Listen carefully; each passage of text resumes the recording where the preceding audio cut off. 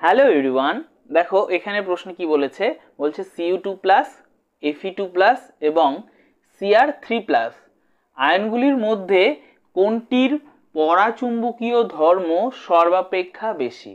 ঠিক আছে, পরাচুম্বকীয় ধর্ম বা প্যারাম্যাগনেটিক প্রপার্টি এইগুলোর মধ্যে কার সবথেকে বেশি।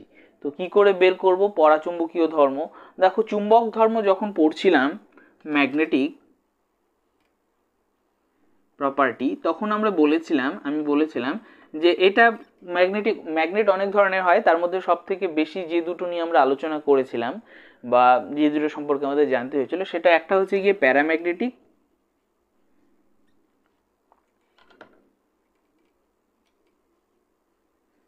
আর একটা হচ্ছে গিয়ে ডায়াম্যাগনেটিক, তাই তো? ওকে, এবার দেখো প্যারাম্যাগনেটিক বা কি ছিল, পরাচুম্বকীয়, ডায়াম্যাগনেটিক মানে তিরস্চুম্বকীয়, তাই তো? এখানে এটাই বলেছে যে প্যারাম্যাগনেটিক প্রপার্টি বা তড়িৎচুম্বকীয় ধর্ম কোথায় বেশি। তো এই প্যারাম্যাগনেটিক প্রপার্টি কোথায় বেশি বা কোথায় কম সেটা বের করার জন্য আমরা একটা সূত্রও পড়েছিলাম, তাই না? কি ছিল সেই সূত্রটা ছিল এরকমটা, mu is equal to √n into n+2 bm, মানে বোর ম্যাগনেটন, তাই না? তাহলে কি দাঁড়াচ্ছে যে এইখানে আরেকটা জিনিস বলে রাখি যে এনটা কি, এনটা হচ্ছে গিয়ে নাম্বার অফ আনপেয়ার্ড ইলেকট্রন, তাই তো, বা অযুগ্ম ইলেকট্রনের সংখ্যা।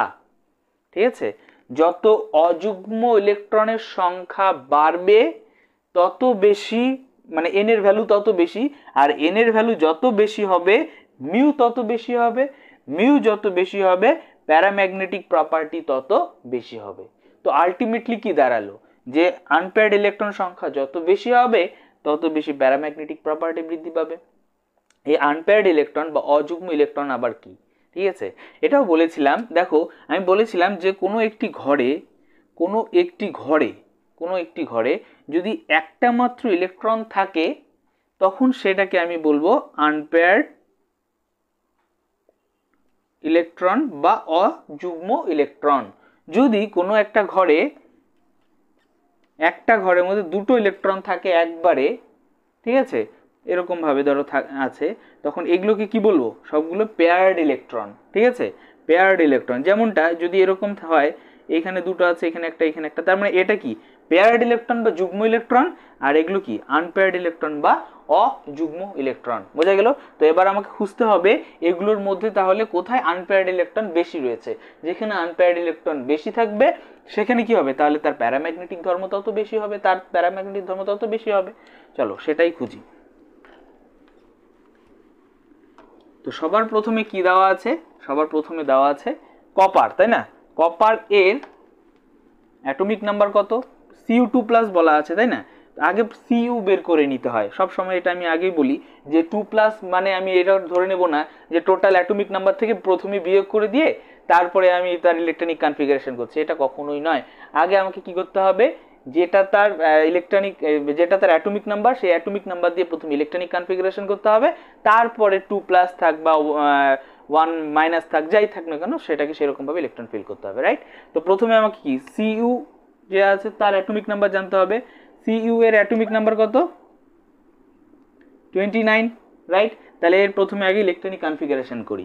ইলেকট্রনিক কনফিগারেশন করলে কি হবে, 1s2 2s2 2p6 3s2 3p6, তাই না? 4s1 3d10, এরকমটা হয় না? Cu যখন 29 করি এখানে 1 হয়ে যায়, এখানে 10 হয়ে যায়, এক্সেপশন হয়, তাই না? কার হয়? Cu হয় আর Cr এর হয় এক্সেপশন, তাই তো? আমরা জানি ভালো করি। তো এবার দেখো, এবার যদি আমি Cu 2+ করি, 2+ করার কথা মানে কি, দুটো ইলেকট্রন চলে গেছে, তো দুটো ইলেকট্রন কোথা থেকে যাবে? প্রথমে এখানে যে একটা ইলেকট্রন আছে সেটা চলে যাবে, তারপরে কপারের যে 3d-তে যে রয়েছে 10টা ইলেকট্রন, সেখান থেকে একটা চলে যাবে, একটা চলে গেলে কটা হবে? 9টা, তাই না?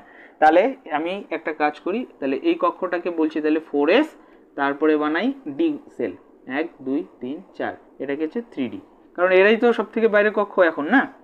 তাই তো? তাহলে এদেরই প্রথমে আমাকে কি করতে হবে, আমাদের সেলগুলো বানাতে হবে, উপকক্ষ অরবিটালগুলো বানাতে হবে। তাহলে কি 4s এর মধ্যে কোনো রকম ইলেকট্রন এবার নেই। এবার 3D তে কটা আছে, 9টা। তাহলে 1 2 3 4 5 6 7 8 9, তাই না? 9টা ইলেকট্রন বসিয়ে দিলাম, ঠিক আছে। তাহলে দেখো একটু আগে বলেছিলাম একটা কক্ষে দুটো ইলেকট্রন থাকলে সেটা কি বলি আমরা, পেয়ার্ড ইলেকট্রন বা জোড় বা যুগ্ম। তাহলে এটা কি যুগ্ম, এটাও যুগ্ম, এটাও যুগ্ম, এটাও যুগ্ম, তাহলে এটা কি অযুগ্ম বা আনপেয়ার্ড। আমাদের কি খুঁজতে বলেছিলাম, নাম্বার অফ আনপেয়ার্ড ইলেকট্রন। তার মানে এখানে নাম্বার অফ আনপেয়ার্ড ইলেকট্রন কত,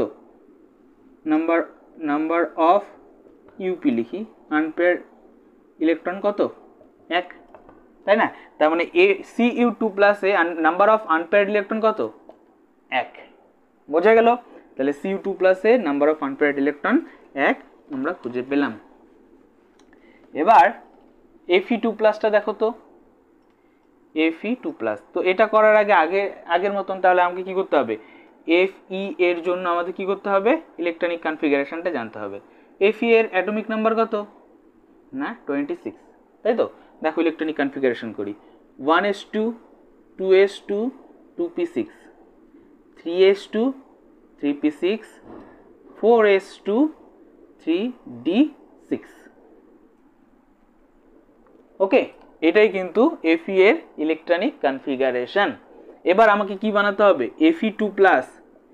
Fe2+, তার মানে কি দুটো ইলেকট্রনকে আমাকে সরাতে হবে। কোথা থেকে সরাবো, সব থেকে বাইরে কক্ষ যে সেখান থেকে সরাবো। সব থেকে বাইরে কক্ষ আপাতত এটা, এখানে দুটো ইলেকট্রন আছে, এই দুটোকে সরাও, সরিয়ে দিলাম। তার মানে 4s আর কোনো ইলেকট্রন নেই।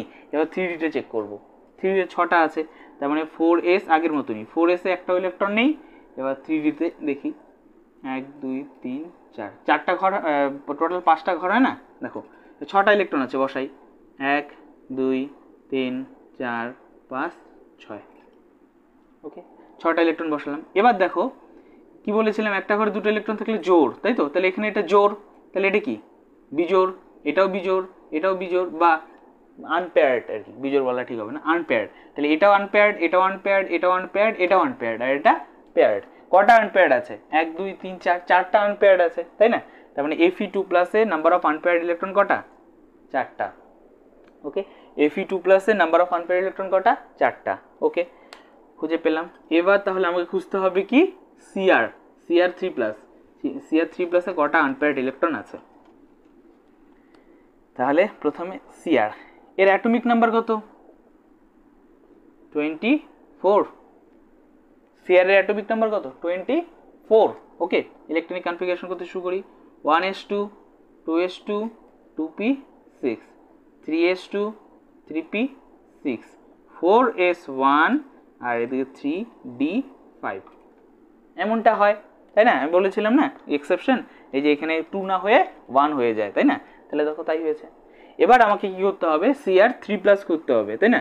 3+ কথার মানে কি, 3টে ইলেকট্রনকে সরিয়ে দিতে হবে। তাহলে এখানে তো 4s এ রয়েছে একটা, তাহলে সেটাকে তো আমি সরালাম। এরপরে আরও দুটোকে সরাতে বলছে, তার মানে কি 3D থেকে সরাতে হবে, সরাই। তার মানে 5 ছিল, 5 কেটে দুটো যদি সরিয়ে দিই কত হবে, 3, তাই না? 5 থেকে 2 চলে গেলো, মানে 3।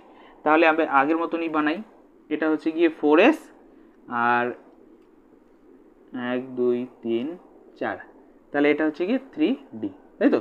4s ইলেকট্রন নেই একটাও, কিন্তু 3D তে কটা আছে, 3টা, বসাই 1 2 3।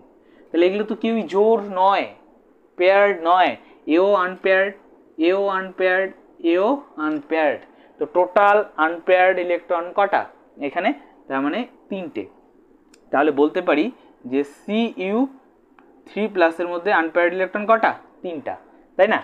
তাহলে বলো এবার আমাকে সব থেকে বেশি নাম্বার আনপেয়ার্ড ইলেকট্রন কোথায় রয়েছে, Fe2+ এ, Fe2+ এ, তাই না? কারণ এখানে টোটাল আনপেয়ার্ড ইলেকট্রন কটা, 4টা, সব থেকে বেশি আনপেয়ার্ড ইলেকট্রন এখানে রয়েছে।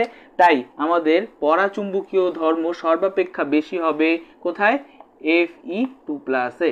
ওকে, এইভাবে আমাদের প্রবলেমগুলোকে সলভ করতে হবে। যেখানে নাম্বার অফ আনপেয়ার্ড ইলেকট্রন বেশি সেখানে তার পরাচুম্বকীয় ধর্ম বেশি। এখানে Fe2+ এর ক্ষেত্রে নাম্বার অফ আনপেয়ার্ড ইলেকট্রন হচ্ছে গিয়ে 4, তাই কি হবে, পরাচুম্বকীয় ধর্ম সর্বাপেক্ষা বেশি Fe2+ এর ক্ষেত্রেই হবে। ওকে, এইভাবে কিন্তু আমাদের সলভগুলো করতে হবে।